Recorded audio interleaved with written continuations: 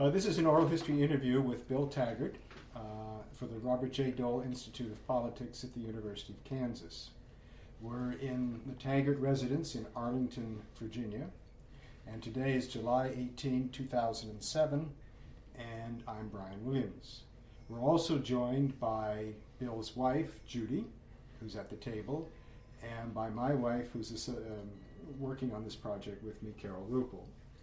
So, Bill, let's start with just a little bit about your family roots, where they came from and got to Kansas.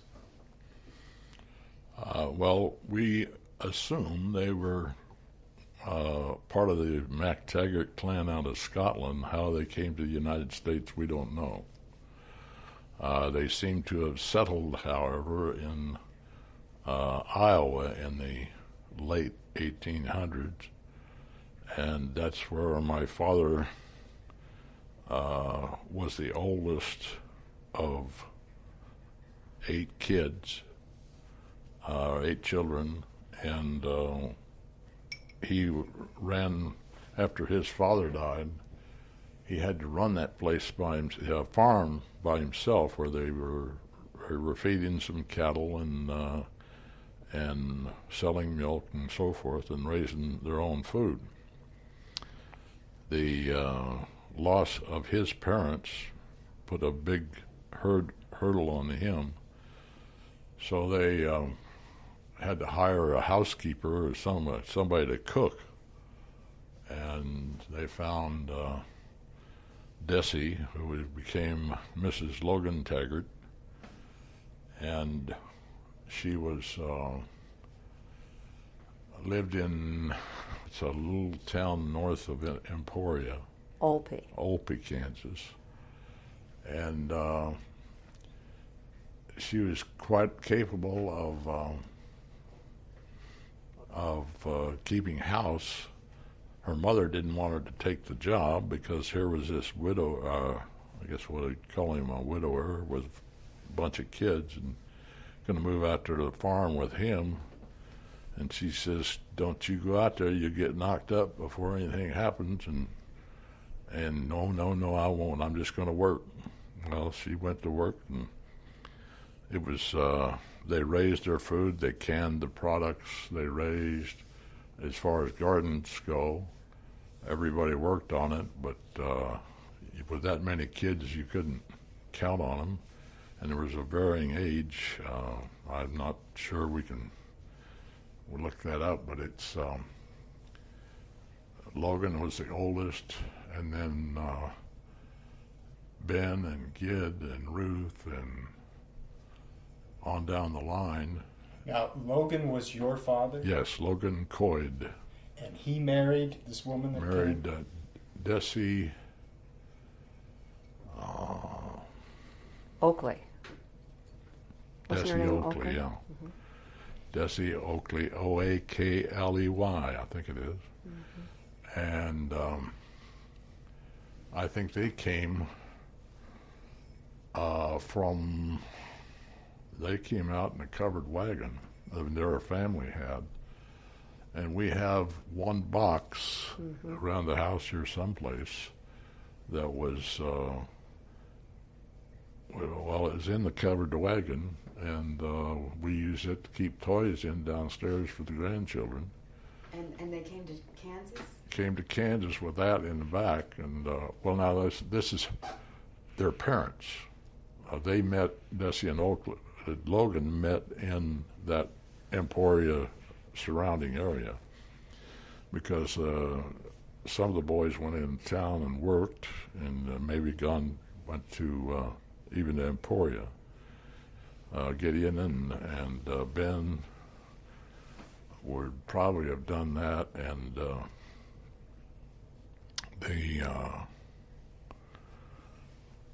of course, Ruth and I guess Ruth went off with Ruth stayed in Iowa. Ruth stayed in Iowa. She never came when they moved down. These are your uncles and aunts? Huh? These are your uncles and aunts? Yes. There's part of the, there were 2 women, or 2 girls, Ruth and Margaret. Mm-hmm. And that's it. And then what about your dad? Where did he settle in Kansas? Well, he was raised there on the farm in Opie, and as were the kids. And then some of them, Ruth went off with an aunt, and I don't know who it was, and went back to Iowa. I guess that's what it was. Well, at what point did they move? Your ancestors, your family, moved from Iowa down to Kansas. When did that happen? I think it had to be the early to mid-20s. 1920s. Yes, Mm-hmm. because he was born in 31, and he was the last one born, so it had to be early 20s. Mm-hmm. Yeah. And your father in Kansas, what was he doing? He was farming, and they fed some cattle, and they grazed on the hills around there and that they had access to, and they raised forage and put up silage.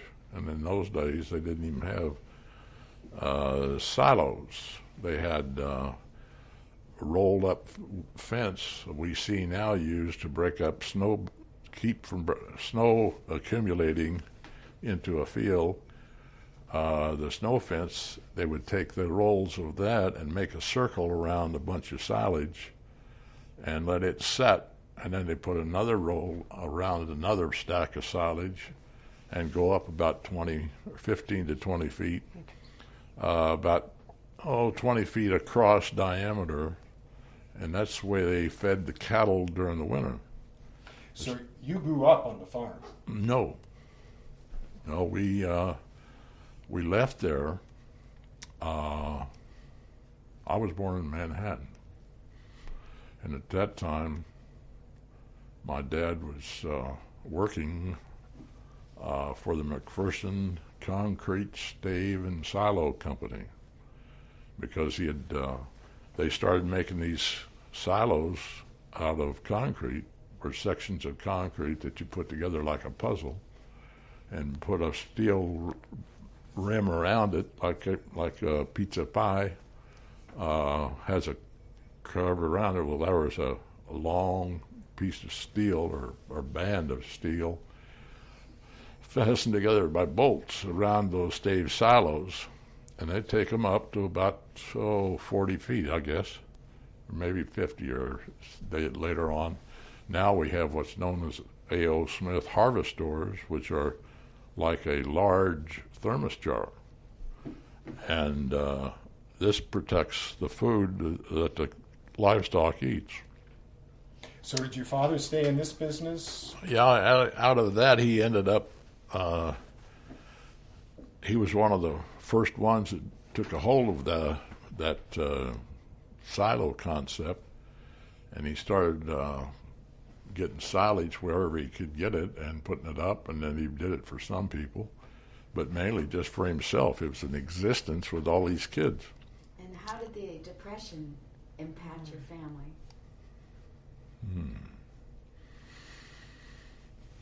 Well, Dad was working for the silo company, and I think they split up a lot then, and Ben and Gid went to Lyons, Kansas, and opened a pool hall. They had several children, and Ruth went up to Iowa, of course. Didn't spend much time. I think she left as they went to the farm. Mm-hmm. But she went to Iowa and married Wilbur Kempenaar, and they had several children up there. And what memories, do you have memories of the Depression? No, not really. What about the Dust Bowl? Now we're talking about 30-31, right? Yeah. Oh, See, of course you wouldn't. I'm sorry. No. So of course you wouldn't. It's 29, 30, and 31. Yeah. I mean, it was pretty tight, but I'm sorry, you're right. It was the I was conceived during that. They didn't have anything to eat. What about the Dust Bowl? The what? The Dust Bowl. Dust Bowl. Yeah.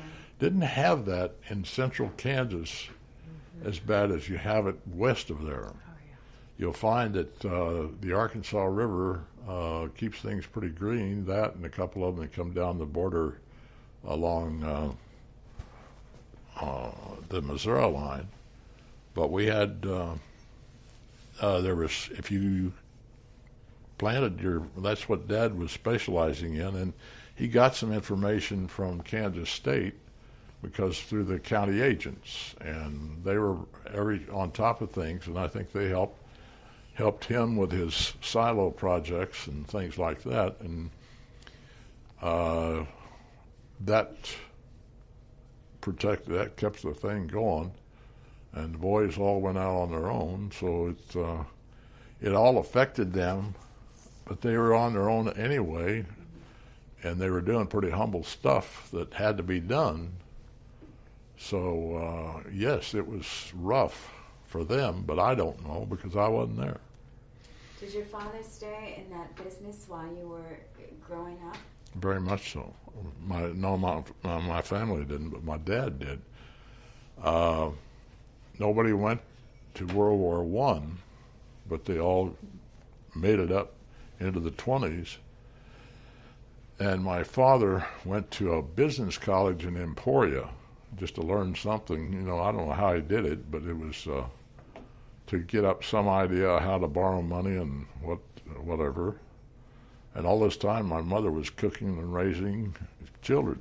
How big a family was it? How many kids? Well, it would vary from, it shrunk as the years went on, but it started out with 8, and then 2 of the girls went, Margaret went over, married Wes Stevenson, and then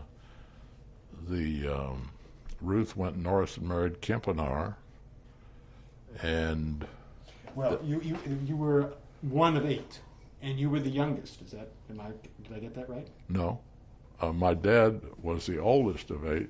The youngest was Paul Taggart, and he was around Manhattan and Wamego, and his family still is. But we skipped a generation. That's your dad's generation. Right. Now we need to go down to Bill's generation. Your generation. My generation. How many brothers and sisters did you have? I had 4. I had 4. There were 3. I had three brothers. I was born in 1931. There's 5 years between me and Dale, so he was born in 26, and that would have put Dick born in 24 and Coyd in 22. Now, as you were growing up, what kind of political discussion did you hear your parents? Were they talking much about politics? Oh, on occasion. And I think you told me that they didn't agree. That's right. So my dad was a businessman. I mean, he was promoting business. He knew how to work and how to make money by working, and he was a Republican, and my mother was a hard-nosed Democrat. And when the subject of Roosevelt came up, how did things go? They went 2 different directions. And Dad would vote Republican, and she'd vote Democrat. But they never said anything about it because we knew how they felt. We didn't know why. We didn't know go into the subject matter. But we knew that they were both, whoever was elected, they supported. Did that cause you to shy away from politics at all at that time? Because it sounded like it was a tension subject? No. Not at all, because we had the same fights going on different ways with the rest of that family, my dad's family, and with my mother's family. I mean, everybody was trying to decide which they liked. And they seemed like the Republicans were hiring more people, I think. And that's what my dad was promoting, and Mother was interested because the Democrats took care of a lot of people. And that's a simple way to express it. It was a lot more complicated than that with Social Security, which was instituted in the time, And that was quite a shocker, but it also was paid off like gangbusters because it's taken care of a lot of people. So people at that time in Kansas took politics pretty seriously. People, yeah, I'd say so. About the same percentage that it does today, at about the same time that it does today. I mean, it's a historical trend, I think. And if you went percentage-wise, it might be we aren't as interested as they were, especially locally. So, and which town is this that you grew up in? Manhattan, but that was where I was born, and then they moved to Wichita when he went with McPherson State and Concrete State Silo. So you went to Wichita schools? Yes, I started at College Hill Elementary, which is right at the foot of the only hill in Wichita, which is not a hill, it's a slope. But it's in the plains, and we had, from art, we lived on hillside, and it was kind of the breaking line. You had Eastboro, which was north about 2 miles, and then you had another mile in between, and that was kind of the highfalutin, or high-priced houses and high-priced people. And then we lived on hillside, and I worked in grocery stores when I was a kid. I asked if I could go to work. I'd like to go to movies, and they had Brer Fox Club, which was a Saturday show for kids. I suppose they still have them. But I would go out and sell script books for the theater, the Uptown Theater, because they saw that I liked to go to the movies, and so a guy said, "Well, if you can sell some script tickets, books of $2 or $5 was a big one. I'd get for a $2 one, I'd get a pass, and for a $5 one, I might get 3."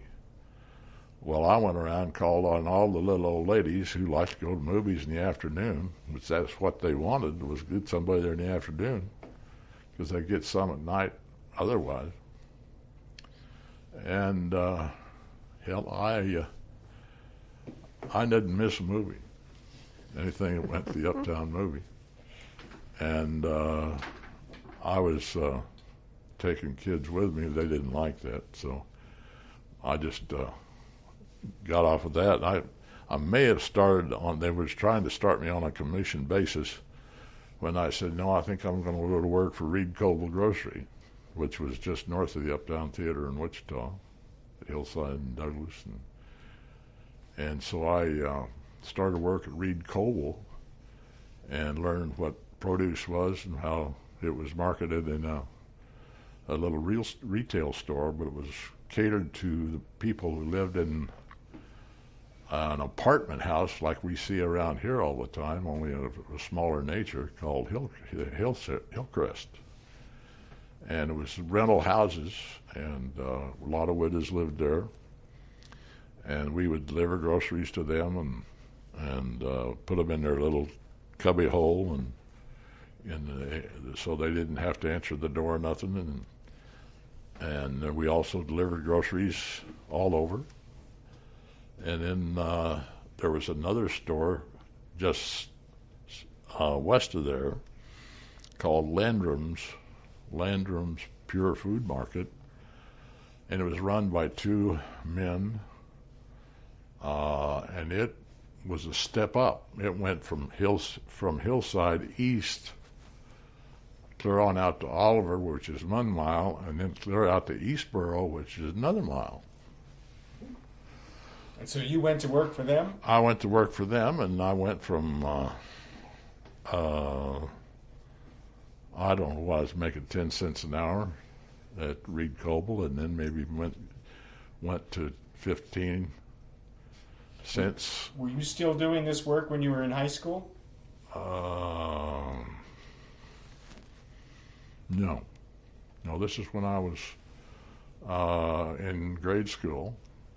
And by the time I got to high school, I was working for land rooms. And out of that, and then I got my older brother, Dale, who was 5 years older, was working at Safeway and making, he was making 75 cents an hour, and that's a lot of money. So I ended up quitting land rooms and going over to Safeway and working at Safeway 625 for Jack Dempsey, who was the manager of the store. And I was in Fat City. I thought I had arrived. So as this young high school student, were you thinking you wanted to become a movie star because of all these movies you were seeing? No, or I just like to be I like to be entertained. And we had a lot of friends, a lot of guys that were magicians and did a lot of things, and I was more interested in just working, and I wasn't worried about what I was going to be. And then this all pushed me in a direction I'd never thought of, but when I found out I had money, I could do things. So when I was in junior high school, I took a lot of different courses and got into government and things like that, and I learned something about government. And but at the same time, I was interested in how I was working in the grocery store, but I thought maybe there was something else. So long story short, I ended up at East High, which is right near the junior high school, and I went into a vocational printing school. We had welding, and plumbing and trades that were, I guess, they were drafting, and you could design houses and stuff like that.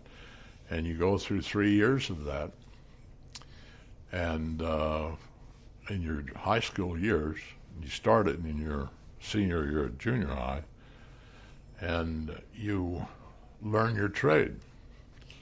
Now, as I recall, you also were becoming interested in politics and started going to Boys State during high school. Well, that was while I was in high school.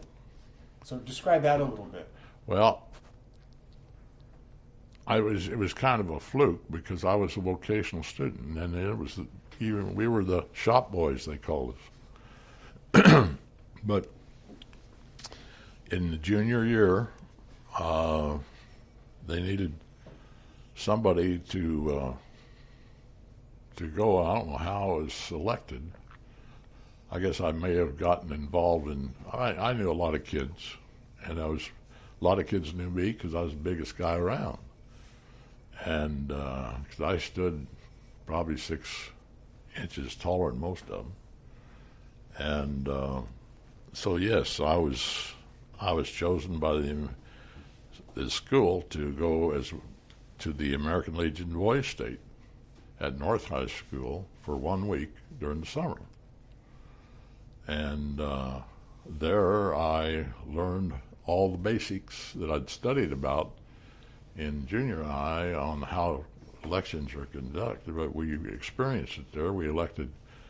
First day we elected precinct committeemen, and then we had nominations that night and elected nominees to run for mayor, for county commissioners, and all those things. And then our cities voted and our counties voted. All took place in an hourly schedule, and you had to go around and shake hands and make your acquaintance to all your constituents. I didn't realize this at the time. I was just doing it because they told us to. Yeah. But I was learning, and we learned what we got. And I ran for something, and I got elected because people never forgot me. And so we worked through that, and at the end of that, I never forgot that the American Legion had really was father of it and still continues it. Then I went to the trade school. I wanted to get a job training, using my training. So they said, well, in your senior year, you can go work in the shop and get paid for it half a day. So I got looking around, and somebody told me, I guess some of the guys, the printers that had been there, said that the Christian Worker Publishing Company was looking for somebody. I mean, McCormick Armstrong was located there, which is a top-notch. They publish books and everything, but I went to Christian Worker Publishing Company and asked if they wanted a new printer, and they liked the price, so I don't know what I was making, but it was still under $1, I think. I want to keep us a little closer to the politics part of your life than the printing right now. But I remember that your printing took you to what university or college was it? University of Kansas. And that was not unlike what I'd done before, because I didn't know where I'd go. And my printing teacher at Wichita East, I talked to him about it, and I said, if I had to go to college, where would I go? And he said, well, I don't know where you want to go. And I said, it's not where I want to go, it's where I can go. And he said, well, the University of Kansas is a state school, so they got to take you if you graduated from a high school here. So he says, I learned printing up in, the guy that was teaching printing, Barry, his name is Barry. I keep thinking Wallace, and this wasn't Wallace Berry, but it was. He was a fine gentleman, and he really taught me a lot about it. And he called his friend that he had gone to trade school with him up in Dakotas, and he was superintendent of the University of Kansas Press, and he says, tell him he's got a job. So just to cut short, so I went went up there. I went up there, worked my way through the University of Kansas. And got a degree. You got a degree from KU. Well, yeah, but a lot went through that.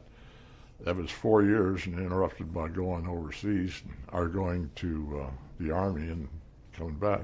And that but was the point there is, when I went to the University of Kansas, I ran into all these guys, not all of them, but a lot of them that I'd been in Boys State.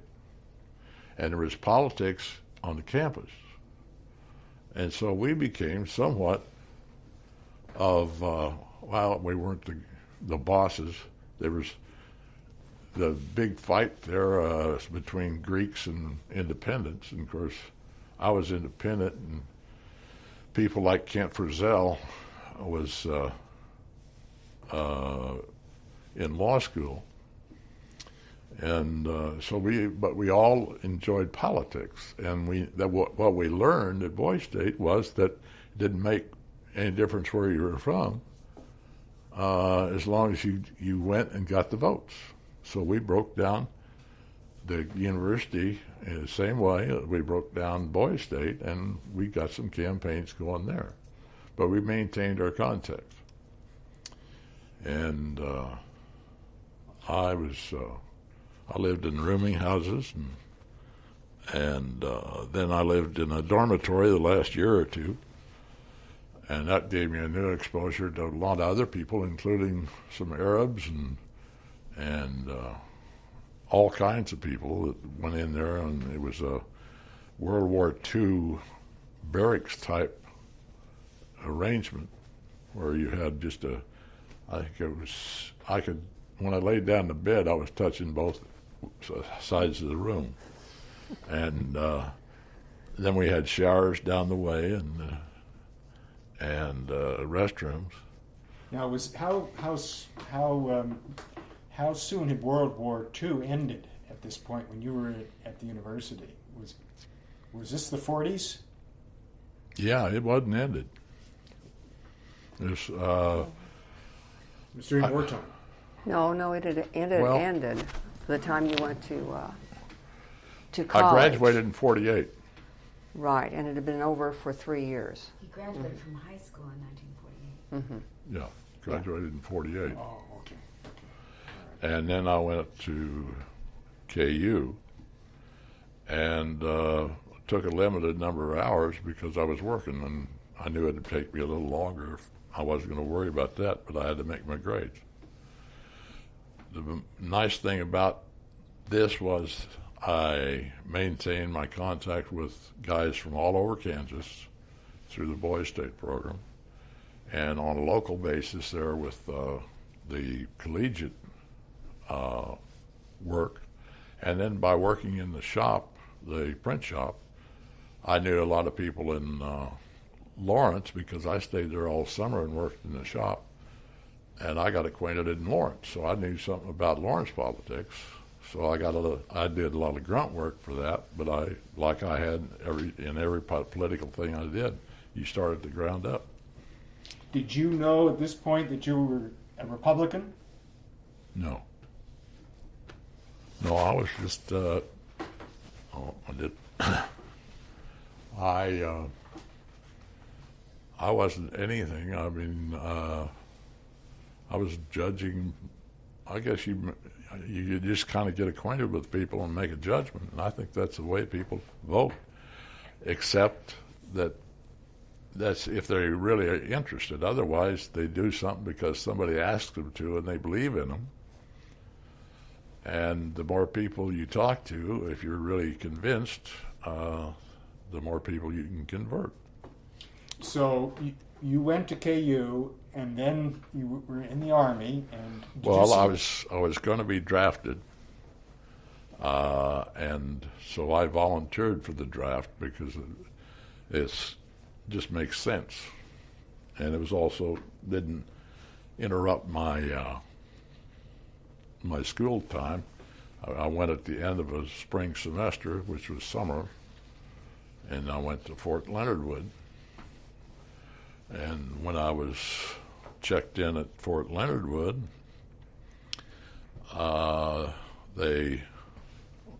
first of all, I knew I was going to be drafted because they called me in for a physical.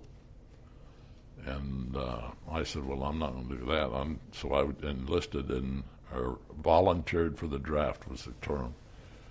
When I got down there, they took us in a bus, and they issued us clothes.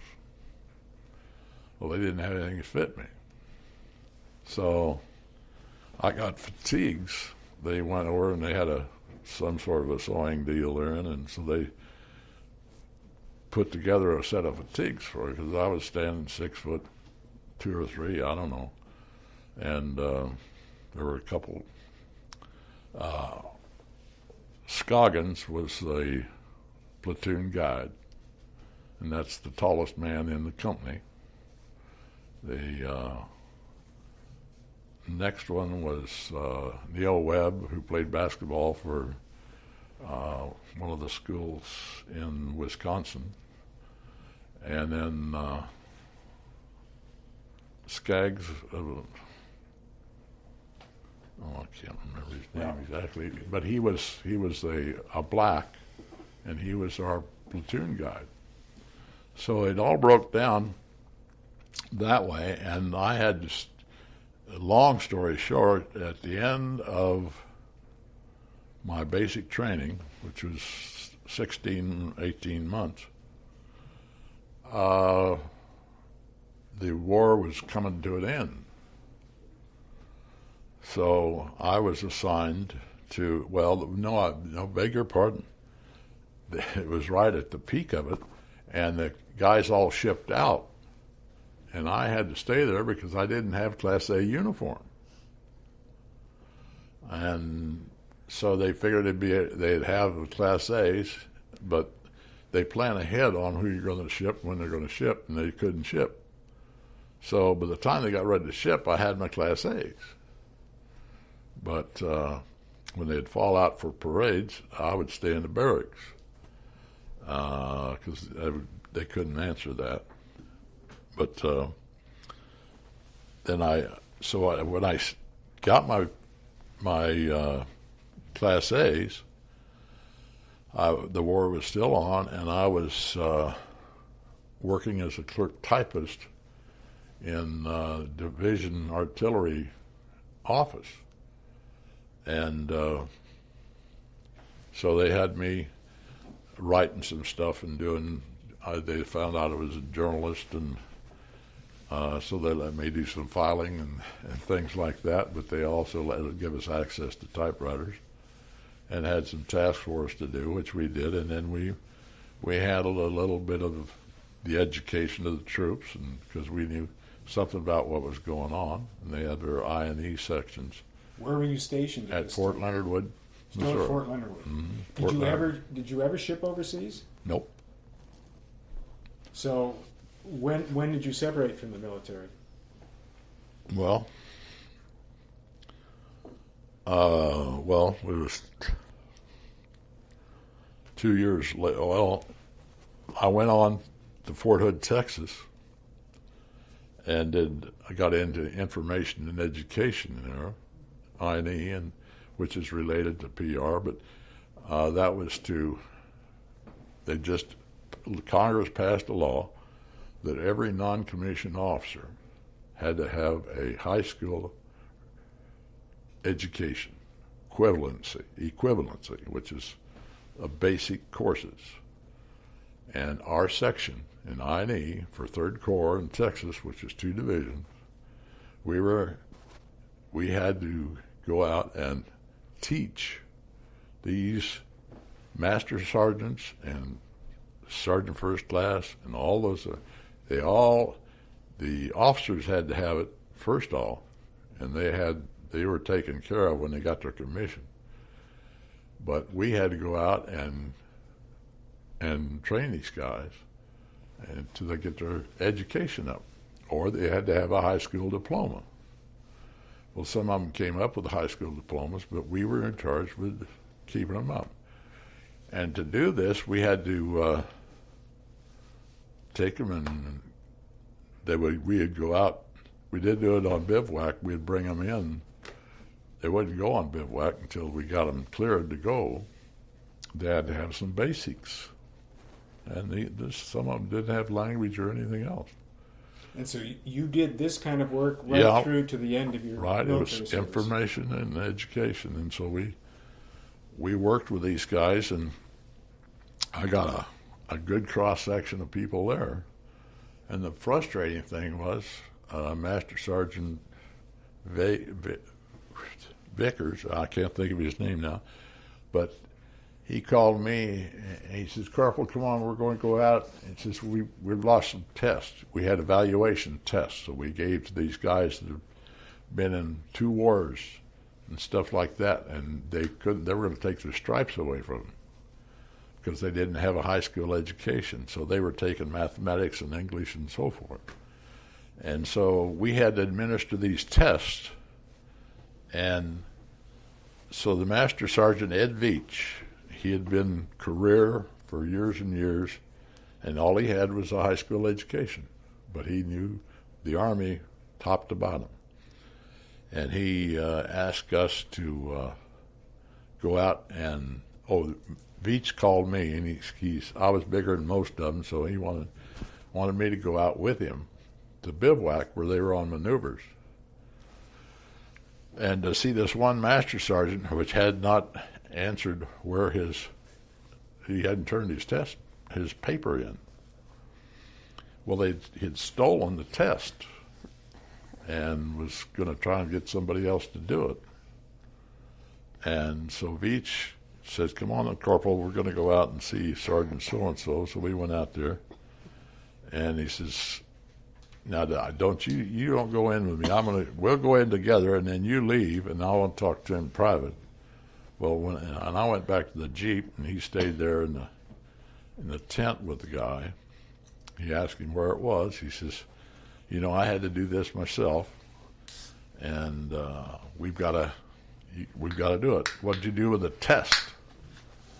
And he finally convinced him, and he says, well, I put it in the latrine.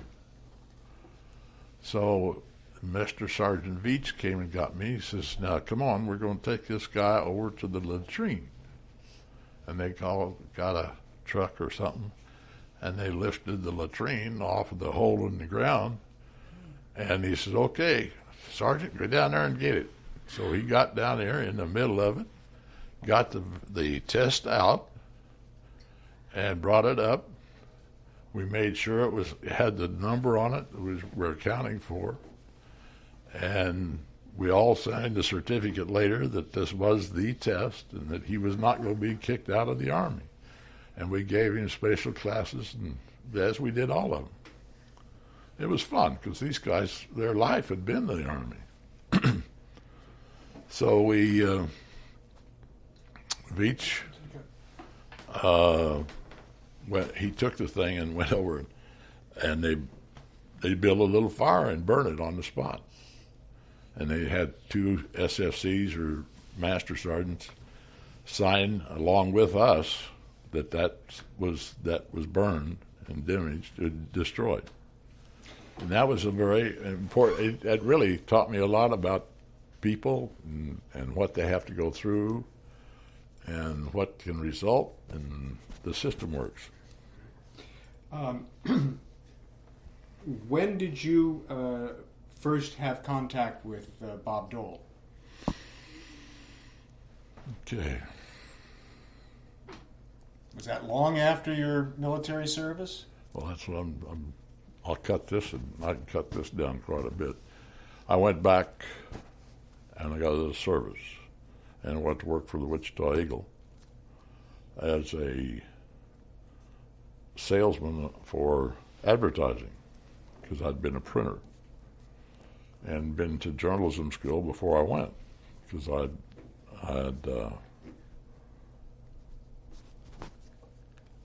I'd finished up. What had I finished? Well, that's confusing me a little bit. What it basically meant was I had to go back and finish my school, which took something short of a year. I was welcomed by the press and, the university press, so I had my job. And I went back and finished school. And during that time, I made a contact with a former employee at University Press who ran a typesetting business in Kansas City, and on the weekends I'd go over there and make more money on a weekend than I did in a month at the University Press. So I got that and was doing pretty well. And along towards the end of that, I was dating a girl from Hutchinson, and we had a mutual friend who had gone to New York to work on the department store economist, and then she went on to other things, and then she came back all of a sudden, and I was dating Sue Berry, and we found out she was up in Atchison, and so she was going to come down to Wichita. And I didn't know she was back. Sue had her come down, and I walked in, and there was Judy. And she had been working in New York City. So that's how I hooked up with her, and 2 weeks later I was up there knocking on her door, and 6 months or a year later we got married. And that was so in the 50s. But out of that I finished my school, and when I got out I had a job at the Wichita Eagle, and we moved to Wichita and got involved in politics there with Kurt, who's the guy from Oklahoma? His son was just made a judge. Oh, Kent Frizzell. Kent Frizzell had been there, and he was assistant attorney general He wasn't Attorney General, but he was an assistant for under the administration, the Republican administration. The governor. Kent Frizzell, and he's practicing law, but he's in Wichita, and his son was just made appointed to a federal bench down in Oklahoma. So were you still on the Wichita paper when you had contact with Dole? Yeah. Well, No. No. I'm sorry. From Wichita, I went to Hutchinson to open. I'm sorry about that. That's true. I was contacted by a man out of Dodge City who said, I want to start a central edition of a High Plains Journal that was published out of Dodge City. So Joe Berkeley hired me to open an office in Hutchinson and sell advertising for the High Plains Journal, Kansas edition. And then after we got that going, I hired another guy that I'd gone to high school with to be out in Boulder and sell advertising for a Colorado edition. And that was when I first, well, I guess actually I didn't meet Bob Dole yet. I was active in politics from the first day I was in Wichita because I met Julian Zimmerman at the university, who had gone back to finish his school when he got out of the service, and he had married quite well. And so we all, I found out about Joe Berkeley, and so we moved to Hutchinson to open this office in the airport at Hutchinson. Now, excuse me, the airport in Hutchinson had a little office there, and it turned out to be kind of unnecessary, but we were there for about 6 months, and long enough for my wife had Laura in Wichita, and she had Bill in Wichita. Judy, did you give up your career when you moved to Kansas? No. And No. I What worked. were you doing? I was working. She's I was older. I was copy editor for an advertising agency in Kansas City, and had worked for KMBC before that.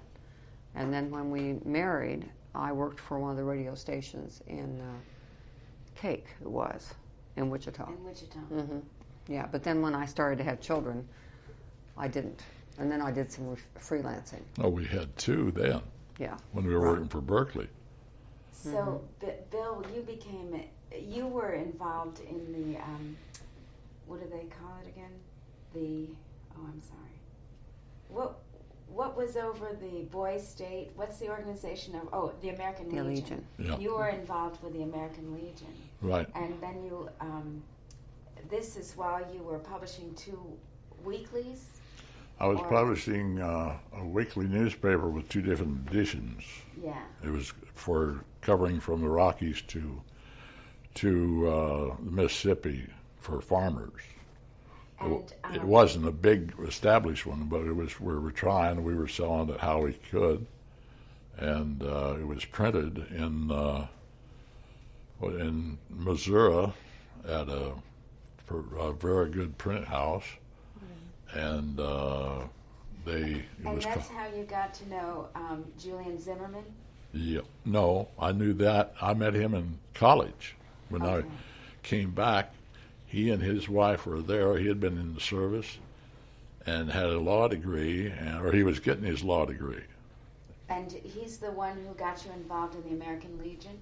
No, no, I did that on my own You got involved because of Boys State. Because of Boys State. Yeah. Okay. And your KU activities and so on. And then when I went to KU, I stayed active in that and in politics at KU. And then you went to a convention in Washington for the American Legion with Sebelius Sebelius was in office already. Sebelius was commander of the state commander of the American Legion. Oh. As was another guy from Junction City who was active there. And when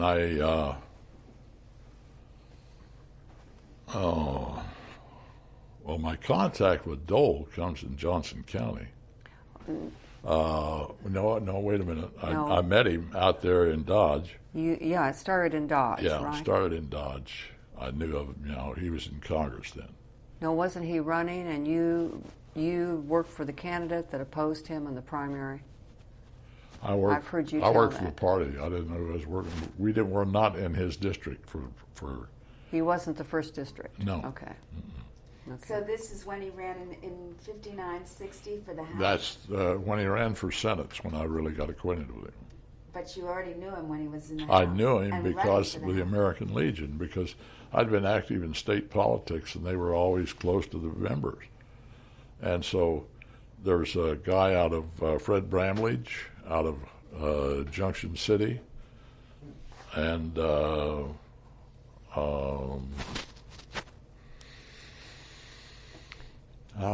Bill Haney? Bill Haney, and Keith Sebelius were all very active in the American Legion. Was the American Legion, was it a natural fit to be Republican? No, not at all.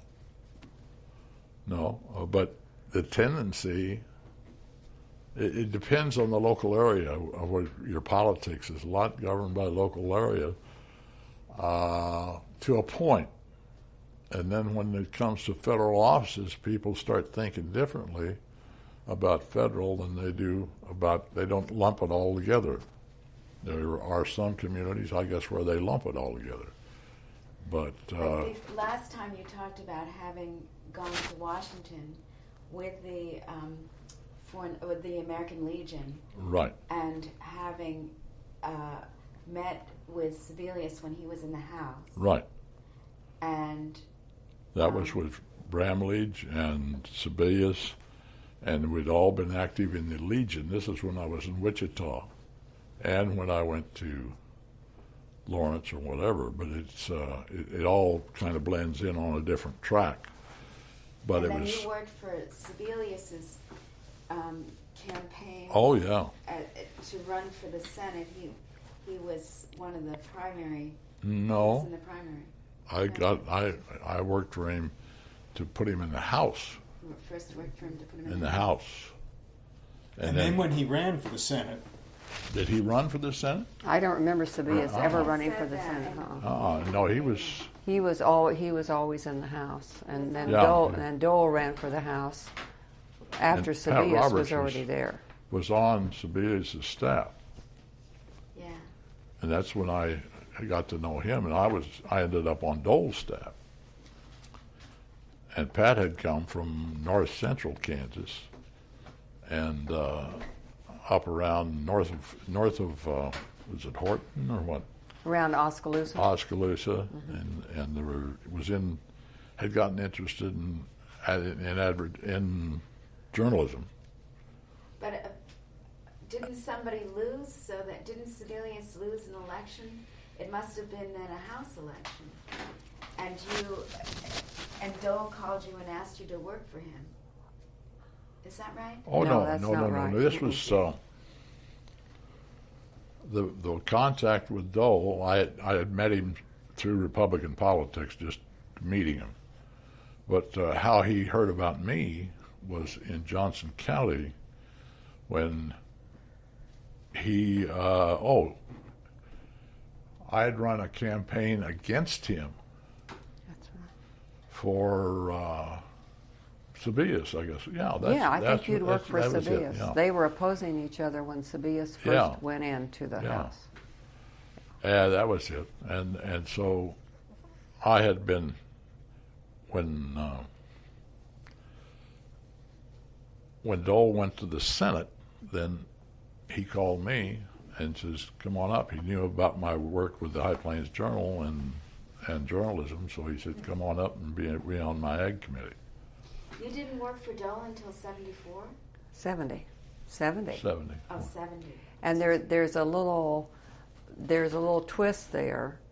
Bill was working at the Board of Trade for the co-op, and they moved their headquarters, and Bill wasn't happy there anyway. Magazine. He was doing their magazine, and so he really decided that he'd like to go. We'd all like to go overseas and get a job with one of the organizations, one of the farm organizations that had overseas offices. So a friend of his here, who was a journalist with the Ag Department, said, "Why don't you come back and I'll set up some interviews?" And he talked to Dole, and Walter Dole Bunch? Well, I'll think of her name anyway. Spurzum. Helen Spurzum. Helen Spurzum. And so he came back. That was a big deal for us to get the money for him to come back. And you spent several days. And Dole actually set up some interviews for you because you called him and said you were looking for a job and wanted to go overseas. And so when you came back here, you came home and you said, "I wouldn't work for the Department of Agriculture for all the tea in China. I don't want to be part of that bureaucracy." And he called Dole and told him that and talked to Dole. Oh, that's right. And yeah. Dole said, Okay. "Well, you want to come to work for me?" And Bill said, "Why not?" He says, "Well, I need an ag person, and they've been pushing me to get one." Yeah. So That's Bill right. took the job in early December before Christmas. He just said, "Yeah, I'll come." And you haven't talked to Judy Harbaugh yet. No. Well, so I said, "Well, how much is he going to pay you?" And he said, "I have no idea." So Judy called and she said, and she didn't know Bill, but she called and she said, "Mr. Taggart, we need to set up a salary because you don't need to bring your family back here for no money." So she set the salary for him, and we came back.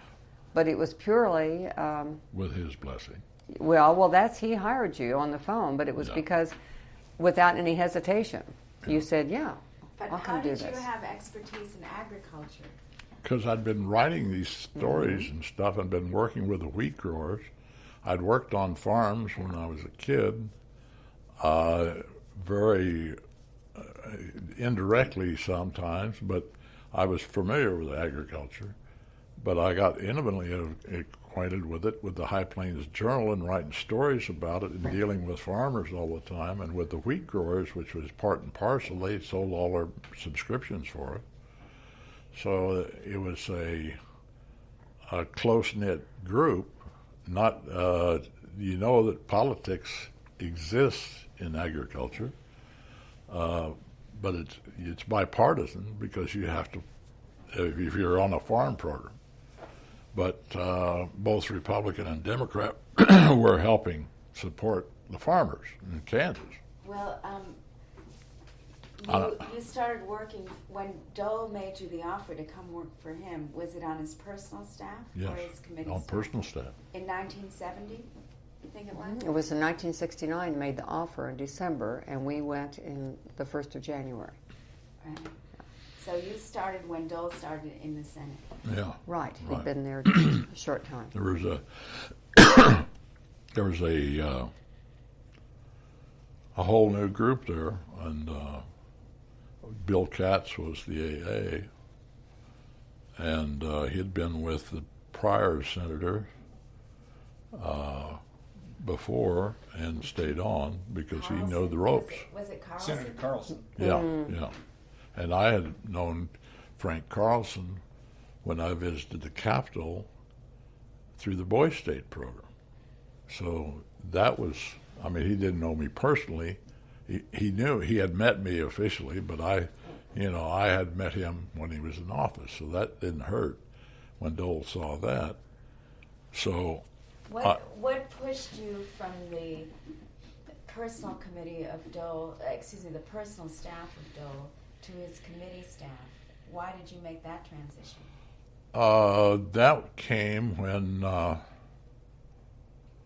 somebody from our side retired or whatever, or may have, if that was, it depends, if somebody was there somebody that got appointed off of the staff, and Dole, the senator who was ranking on the Republican side was it Curtis at that time? Or no? Yeah, it was. I think so. Yeah, the guy from Vermont, or No, from.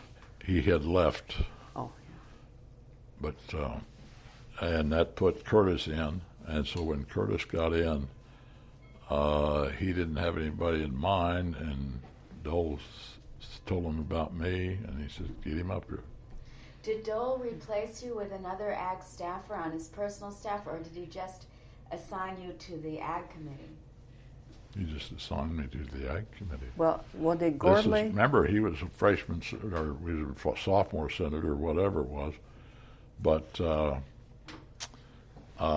he needed to learn a little bit more about journalism, and I had been in the job of translating agriculture, and so that was why we got along well, and I've been active politically, and I knew all of the vote getters in the Republican Party because I'd been active in it. Okay, but when you went to work for the ag committee, Right.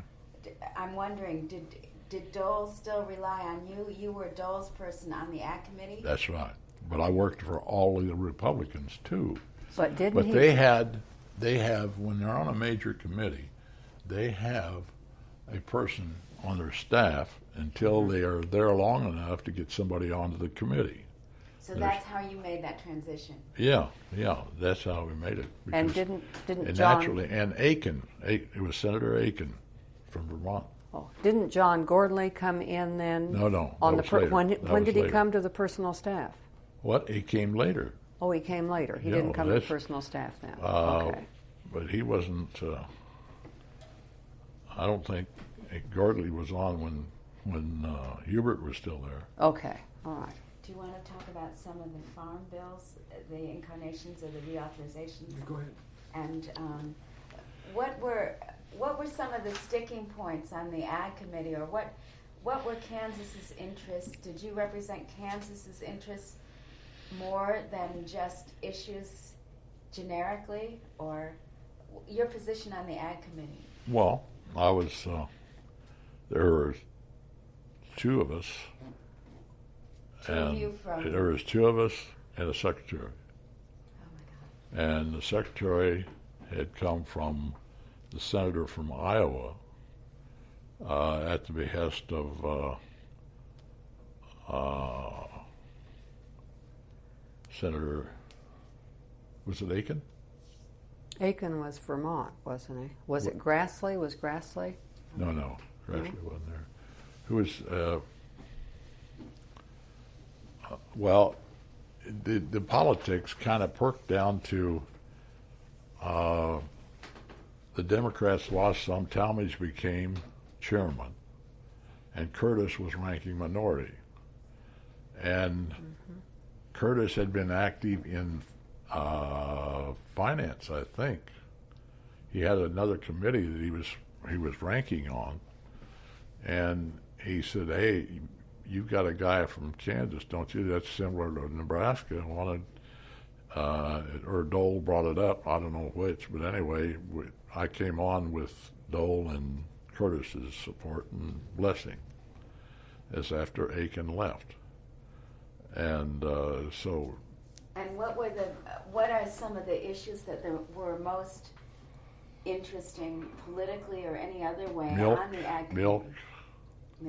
Milk, because the price of milk is determined by a lot of different facts, and the milk producers have a good solid lobby, and they had a lot of bad publicity about their contributions because they started a political action committee, and the co-ops were big in milk, and they were controlling the price of milk, and or they had an effect. Let's put it. They didn't control. God knows we didn't need that, but they did have a definite effect. How did Midwest interests, for example, offset Northeast interests and so on? They were together because the National Milk Federation included the others, but the primary dairies had always traditionally been the Northeast. And then as dairying changed a lot and cooperatives helped them, the farmers all got together and formed cooperatives to market their product. And they were not at the beck and call of special interests, and they got a better price through the cooperative system. How does Congress impact the price of commodities? They did it jointly with, they tried to stay away from it as much as they could and hit it at a fair market price, and that's where they came in, because we worked with the growers on a price there was loan rates. What they did was give the farmer a loan for what he produced, and at a certain figure, and then whenever he sold it to the market, he paid off the loan plus interest. And that was provided by the federal government? Right. That's how the grain elevators got built, because they put them up and they paid storage. And that's how they had feed, and that's how they were able to feed all these animals. They also had it on corn. They had it on cotton. Cotton was just as well, if not as much as milk. The subsidy on cotton was really manipulated, because the textile manufacturers were the ones that really benefited from it, because it gave them a supply of cotton. They got the quantities up, and we didn't have to import so much stuff to make fabrics out of it. And cotton became more of a utilization that we all wear. And so that's one reason the Northeast and the Midwest were a lot. They provided a lot of the stuff that the West Coast needed, and they were producing people as fast as we were producing food. So that was some of the synergism that brought about the Republicans. Do you remember issues that Dole wanted, or Dole went to bat for, that you had to back him up on in the Ag Committee? Every one he wanted. I had, whenever he had to have something, I was supposed to already know it and have it on his desk. Did you always agree with his priorities? Yeah, his priorities were mine, unless I knew it was wrong, and I'd tell him that, and he'd accept it, or he'd check it with somebody else. Can you think of a time when he was misinformed, or when you had to correct him? No, the ones I remember are the ones when I was misinformed and he corrected me. Because this man is one of the smartest people I ever know, and he's got a computer in his head. Someone used the term 100% parity to me one day in an interview. What does that mean? That's a target, and they used to provide loans that's based on the consumption and the historical price. And there's a ratio or something like that. It's kind of the cost of production against the market price.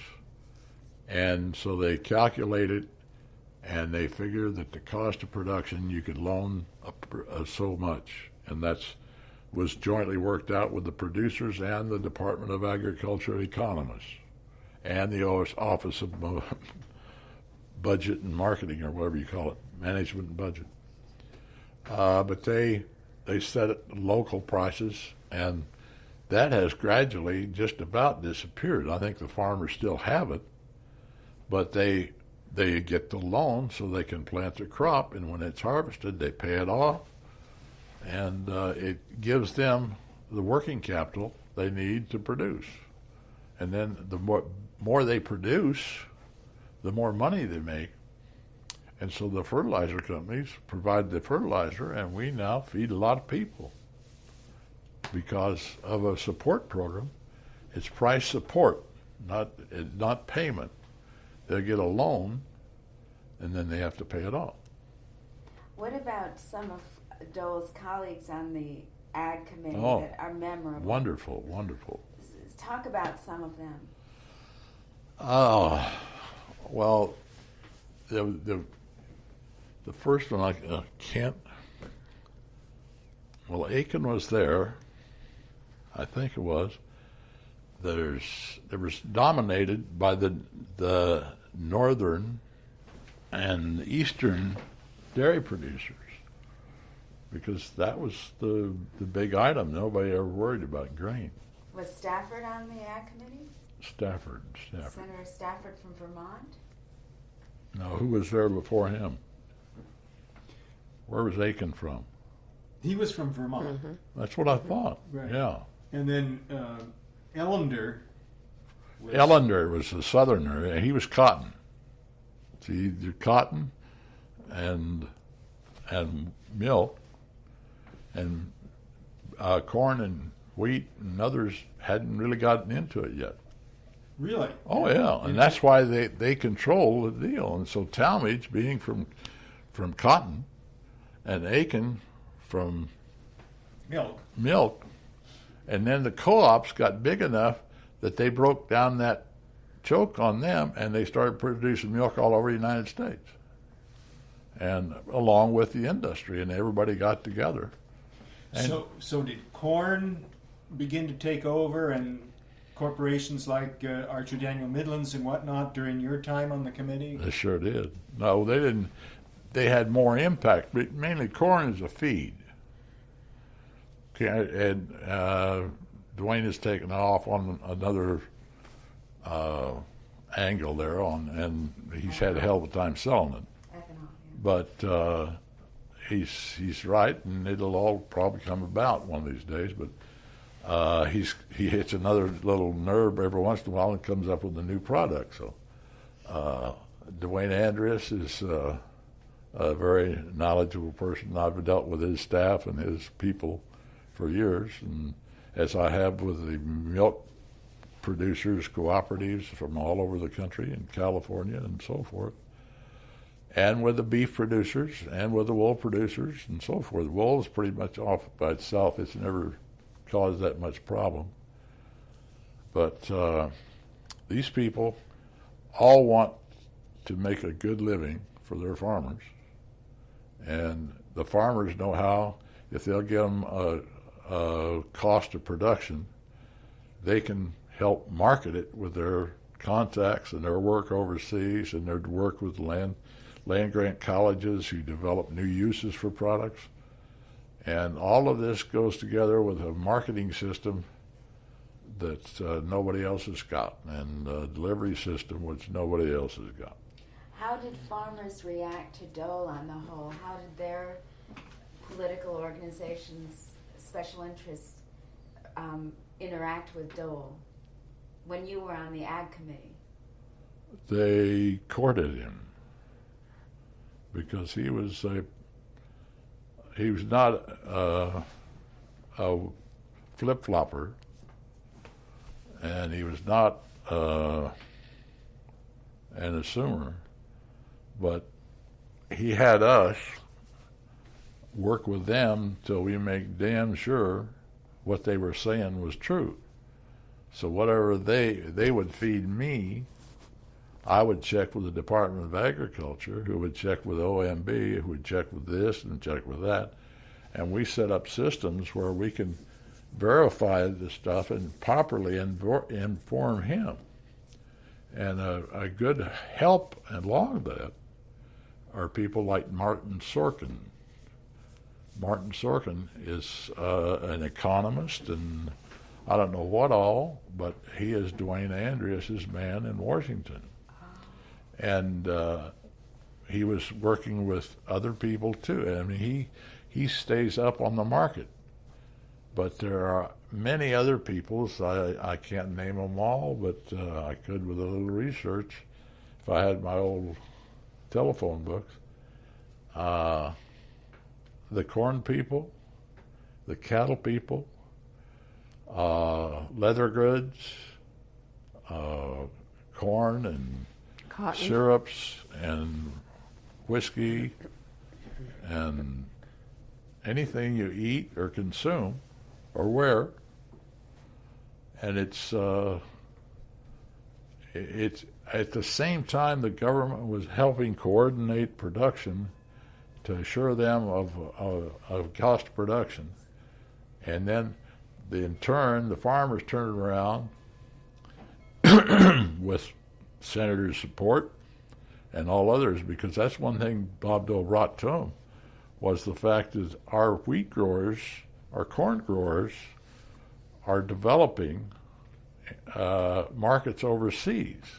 And that's going to assure that the loan program will work. So that's, it's just been wonderful that the way they worked with the world food groups, the United Nations. I don't know, it never really got into it, but the farmers have developed contacts worldwide, wheat growers, corn growers, and soybeans, and other food derivatives out of agriculture. They go over there and they develop markets, and they hire people from there to come over here and learn about it and go back and tell people. And that's how our economy is really based. We've produced enough food to feed us adequately and still ship a lot overseas. Did you work on the Food for Peace program?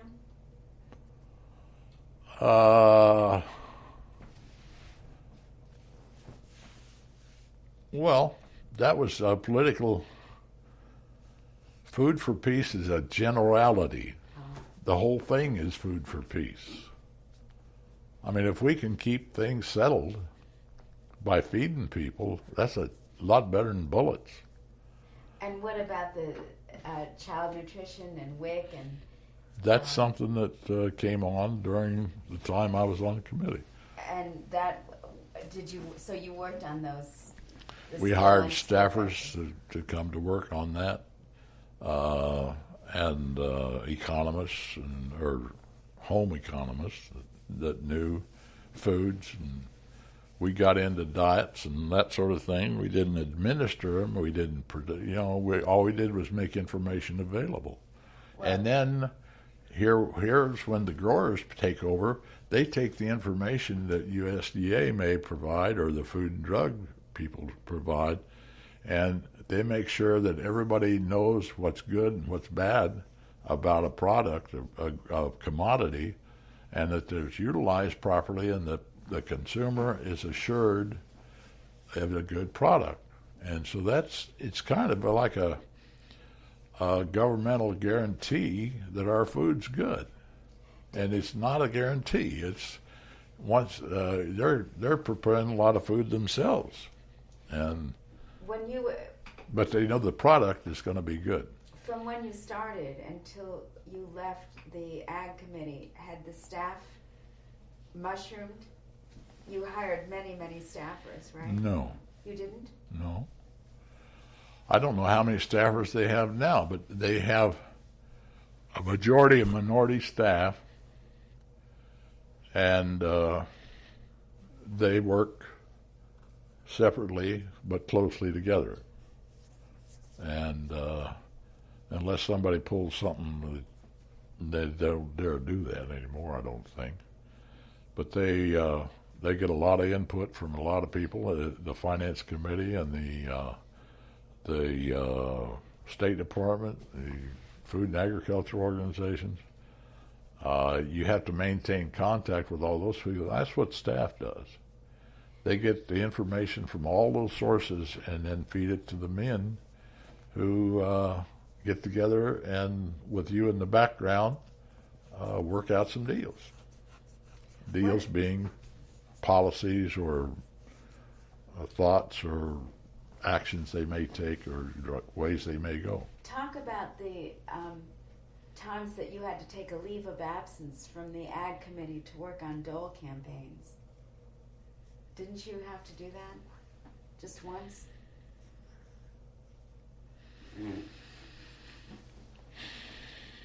I don't know. A presidential campaign. No, it was vice Dole's first re-election campaign, Oh, okay. and that was a pretty serious step because you had to go to Curtis. Oh, and, yeah. and tell him that you really wanted to leave, but you needed to be able to come back to the job afterwards. Oh, the 74 campaign. Yes, yeah. Yeah, that was, that's another chapter, isn't it? Just before we leave the Ag Committee, some people have made the assumption or the insinuation that Dole's interests in farm policy involved who was providing campaign funds for him and whatnot. Talk about that a little bit. Was there any relationship between what Dole wanted to have accomplished in the Agricultural Committee and who was supporting his political career?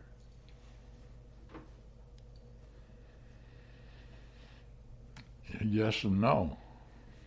I mean, I'd say hell no. The man wouldn't allow it. If it was done through providing him information, and he makes his own judgment on it. But the sugar lobby and the other, they learned that if they help the man, they'll help. If they feed the people, they're going to have the product. And so if they're asking for something outrageous, he'd balk immediately. I've never seen him sell out for the bucks.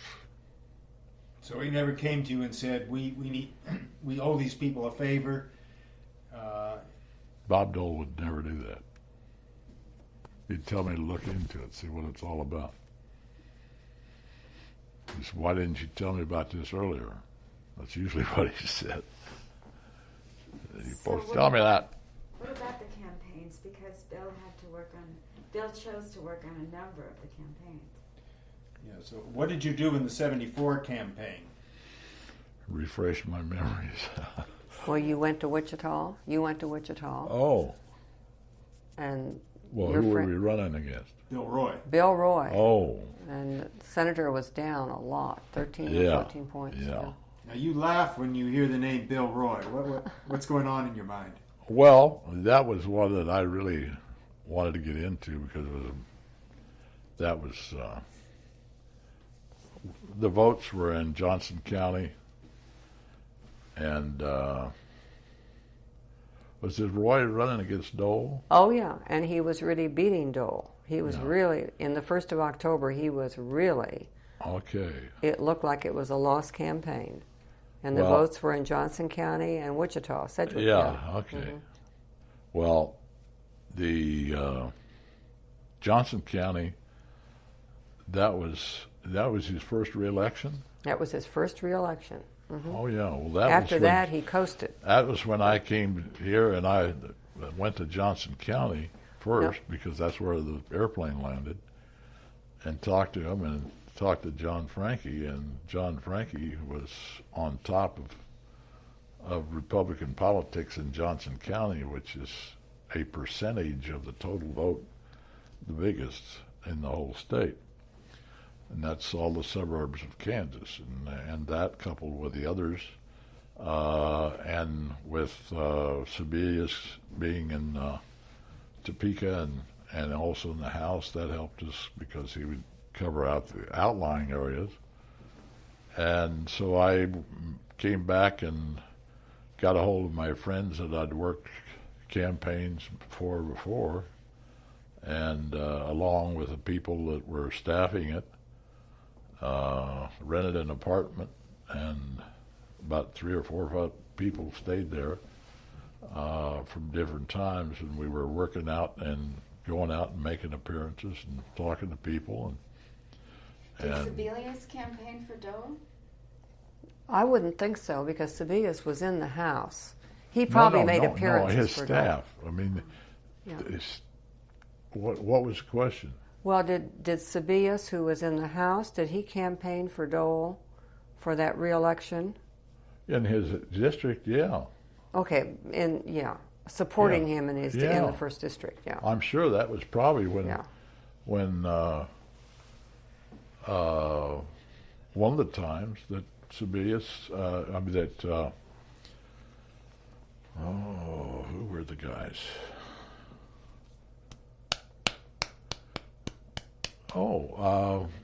Fred Bramlage. Fred Bramlage was a past commander from Junction City, and Keith Sebelius was there, and who was the one from American Legion came to town, and we went down and saw them. And how do you think that you pulled the election out for Dole when he was 13 points behind? Johnson County with John Frankie's leadership, and I like to claim Wichita and Hutchinson in that area because I was working that area. And you organized the Democrats down there because that was Yeah, a heavily because there were Democrat area. I had a lot of good Democrat friends down there that were conservatives. And also Bill Wolford Yeah. worked on that campaign. Yeah. Yeah. And then I think you worked for the Dole for vice president campaign in '76 when he was the candidate with Ford. Didn't you? Oh, yeah. And did you take If he had a time off? campaign, I was working it. Yeah. And did you take time off from the ad committee for that? You had to have, right? No? No, I don't think you did. I don't know what you did on that campaign. I think I was out of there, wasn't I? No, in '76 you weren't. When You were on the platform committee in Kansas City, and you were out there in Kansas City when he was nominated. When Ford was nominated, and then he chose Dole as his running mate. Yes. Okay. Right. And I think you did. You didn't overtly campaign in the sense of going out and establishing an office, but like all of us, we called this is and we 6 did years things after like that. Wichita, right? Right. Well, Okay. 2 years. Yeah. 2 years for Senate? No. He was reelected. No, we're talking about the presidential campaign. Oh, the presidential Yeah. campaign. I see. Yeah. Yeah. Okay. Yeah. Do you have some recollections of that convention, the Kansas City Convention in '76?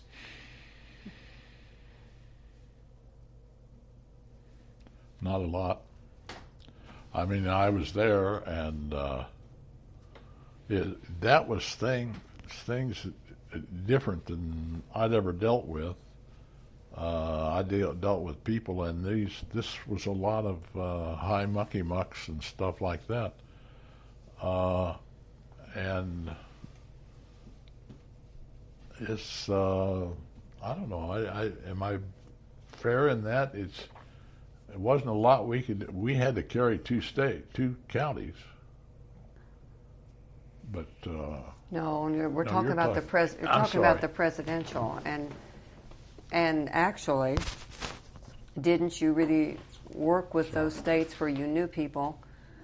Because he had to carry the Midwest. He had to carry certain states, and I think he did that.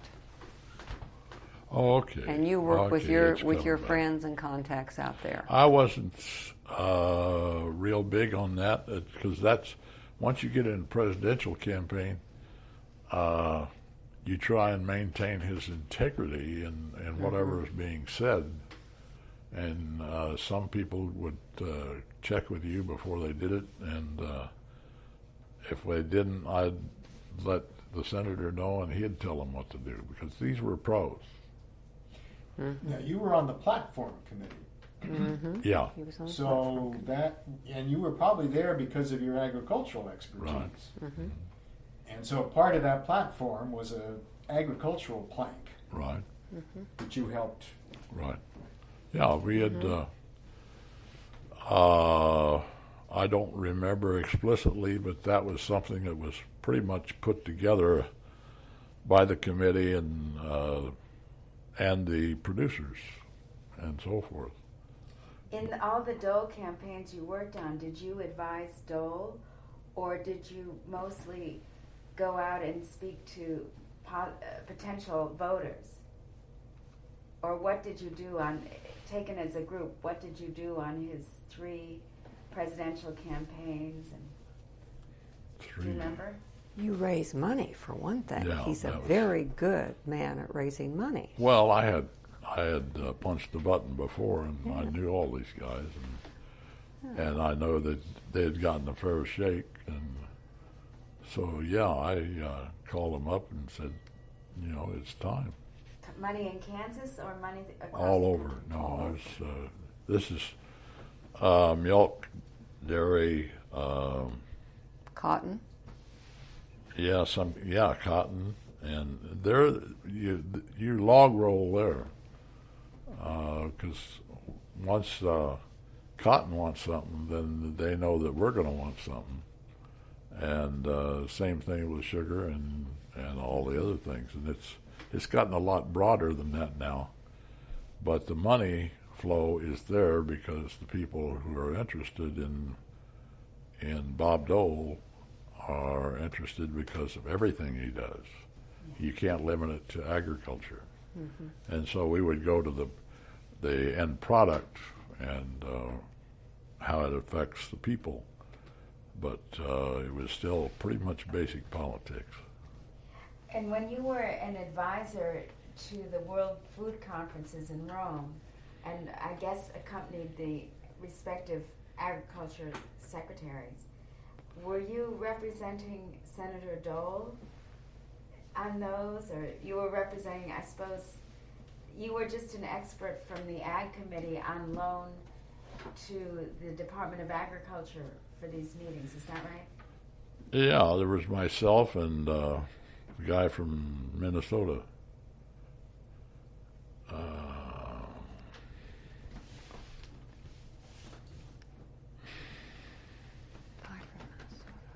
No, let's see. We were there as part of the delegation to the World Food Conference, and it was more of supporting the commodity groups that went over and made the pitch that we have our products and we'll help you do the most effective way and feed as many people as we can, and our food aid programs and how we can work this, and that's the main thrust of it. It was all done on a high level, and all we did was produce. If they wanted a question answered, we'd do it. But it was largely developed long before we ever left the United States. The World Food Conference was there to feed the people of the world and make sure it's continued to have a food supply. And I think anybody checks it, they'll find out that there's more food produced now and more people fed. A good balanced, not balanced, but a good diet of the essential stuff. And the essential is some form of meat, which some is locally determined, but it's also determined by mass production, like chicken and so forth, and beef as we export, and all sorts of things that agriculture stimulates. It's either as a product or as feed for production of a product. And so it's not a direct thing that you can take up. So you talk about, that's the reason we have a World Food Conference, is to determine that there is a supply and that the countries that are producing are performing. And then the integrity of the program. As to Dole, can you talk about Dole as a boss, as a candidate, as a senator, First of all, what was Dole like as a boss?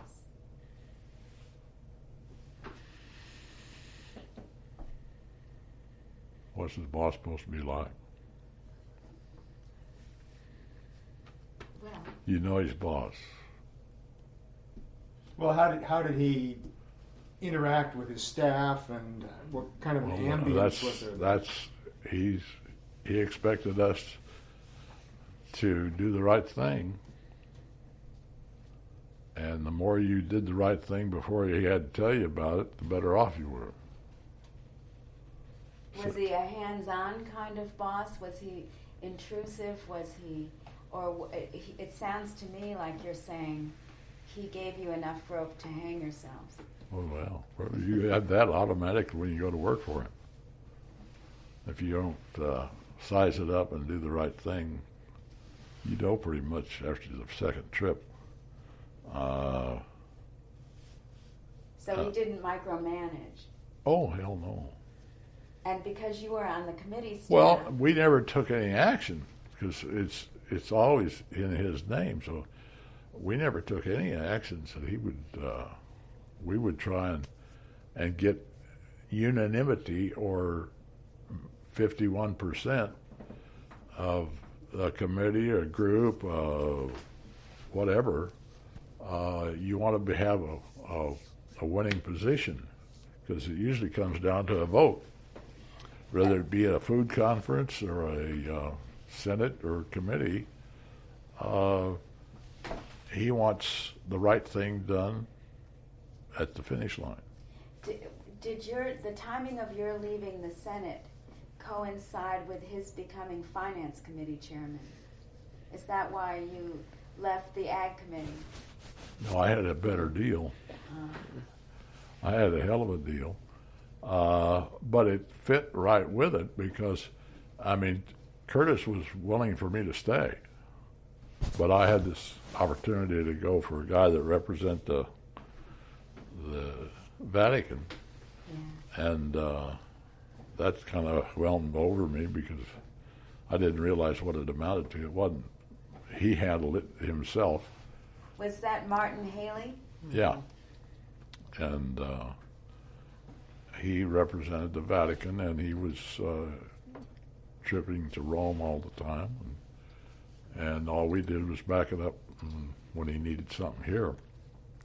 But we had the Mars Corporation, and that was the biggie, and Joe Johnson and Martin somehow got that. And I forget who I had. So you had big contracts, particularly with agriculture.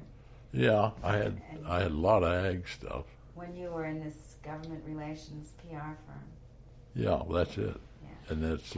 But I have to interject here. I still have this vision when that election was over in '80, and we were at the big party. You know, when we saw the returns coming in, I can still see Bill and Powell Moore dancing on the floor because, you know, we had taken the Senate. And this is the first time in anybody's memory, their memory, that we'd ever had the Senate. And they kept saying to each other, why aren't we still there? We'd be in the majority. Why aren't we still there? Yeah. But you guys were just ecstatic, just as everybody was. But the two of them were just, you know, just beyond belief. Did you talk to Hyde? No, Powell Moore is who I was talking about. Oh, yeah, Powell Moore. Yeah, okay. Because he had been in the White House for some time, right. and then he left and gone back again, and then I guess he went back with Reagan then. Yeah. So was it hard to walk away from Washington and go to work for Haley? Oh no, I was ready. And when you say that, what do you mean? Why were you ready? Well, it's just that I would like to see the outside of it, and I hope to make some money. And a guy with clients like that, and lived in Washington, D.C., and traveled to Rome periodically, and had something behind him. And then Joe and I were responsible for the Mars Corporation account. And was it Joe? Who was it? Well, what? It wasn't it Joe? Who's Joe? Who's the Arkansas boy? That's who he is. Joe what? Joe Johnson. Joe Johnson. On the sea. Well, she came up with the Johnson. Joe Johnson. I'm taking credit for it. And he had mine. He gave me that, and I had 2 or 3 others I can't call right now. But that and getting the airport at Nashville or someplace. Memphis. For FedEx. Memphis. Well, talk about your relationship with Dole after you left the Senate. Both you and Judy seem to be in fairly regular contact with Dole or Dole staff since '79 when you left the Senate. What's that about?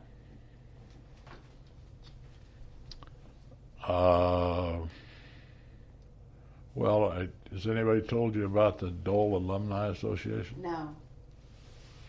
Well, I've got a whole file downstairs that you might want to look at, but we had a convention out in L.A.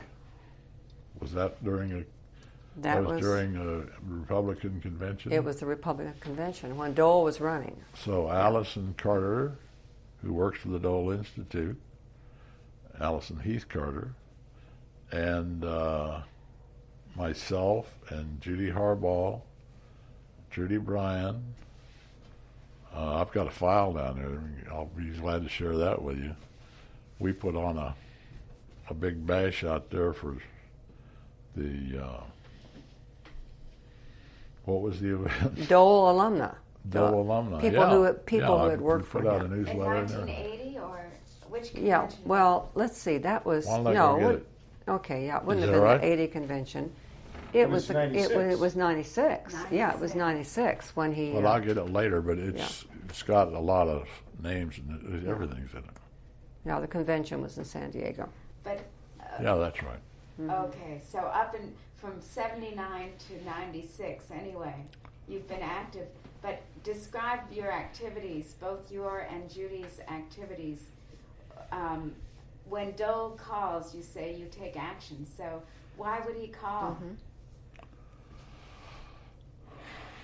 Well, after that many years, he knew me pretty well and knew Judy pretty well.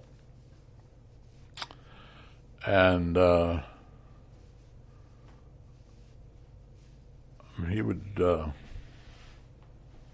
he didn't call a hell of a lot. I mean, it's usually us second guessing him and getting the information to him before. But then in '88, he ran in the primary against Bush, and I don't know. I mean, we were both involved with it. I went out to campaign for a weekend, and I don't know what. I think you were supporting him, but it seems like a long period of time, doesn't it? But it's not been a long period of time because every time he starts to do something or wants some sort of support, then somehow we hear about it. And so, we've always been involved. Oh, yeah. Yeah. And you said once you worked for Dole, You always you work would for never Dole. stop working for Dole. But you wouldn't want to. You wouldn't want to. And Yeah. so, And what even does if he that fired mean? you, you'd probably still help him. So what does that mean? He's devoted. He's devoted to the country, the nation, and the people. Well, that means in concrete terms is that if he's campaigning, you're sure that you contribute what you can, and with him it's always been whatever the legal limit is. But then in other things, when he's like when he wrote this last book, and I don't know, how many did we buy? We bought, it seems to me, hundreds of them, because we kept buying these books and sending them out to people. And I would buy them and I would send them up by messenger for him to sign. And the last time I think I had 20 books. And Joanne called and she said, the senator wants to know if you will be offended if Mo Taggart signs these. She says, he says signing 20 books is a lot of books at one time. And he appreciates your buying the books, but he doesn't want to have to sign them all. So is it all right if Mo does it? I said, yes, she can.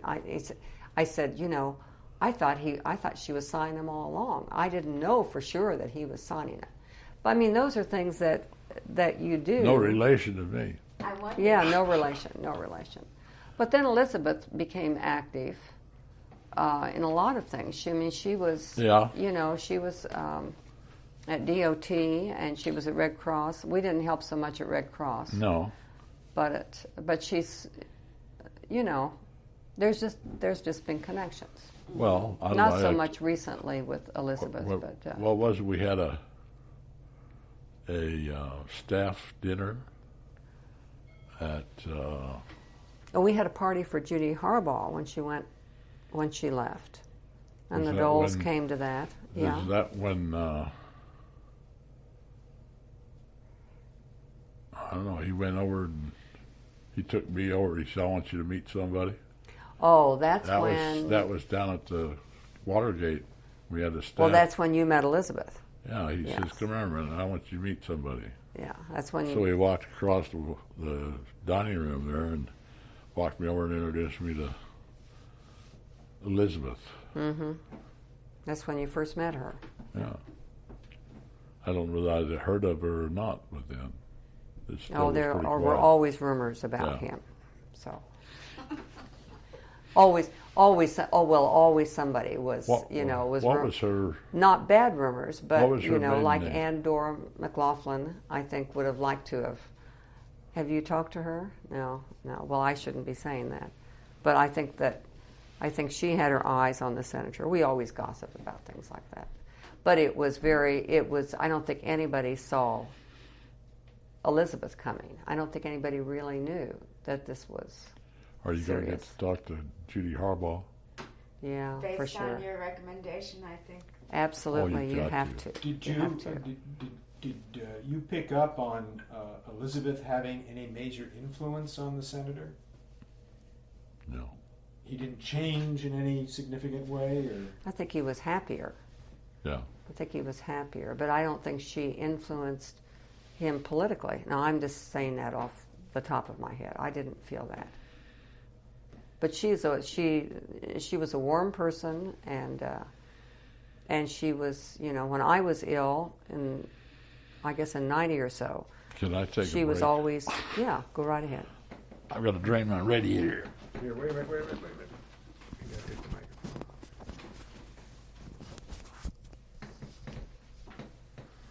What's the easiest way? All right. Okay. Biggie. How do you think Dole will be remembered as time goes on?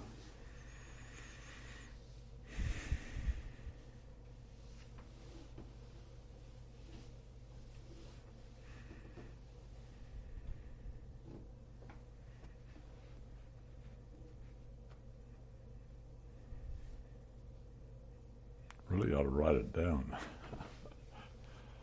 Let's take some thought, because it's the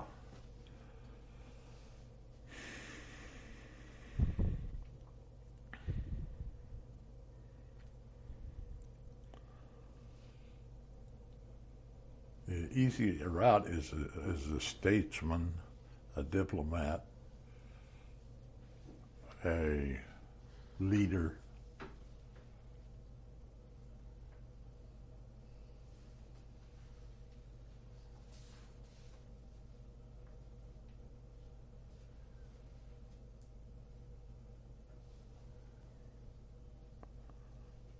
He's 100% American. That'd be the first thing. From the plains of Kansas.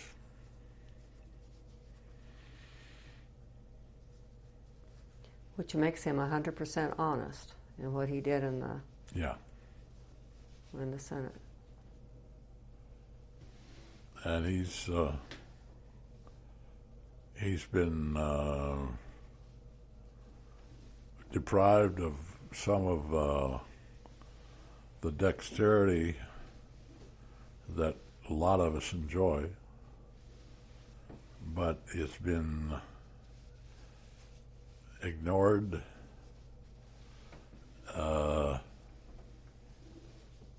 and overwhelmed by his integrity and his way with people, his knowledge of right and wrong, and he's always got a hand out, or as his hand out, to help somebody that's willing to work and help the country.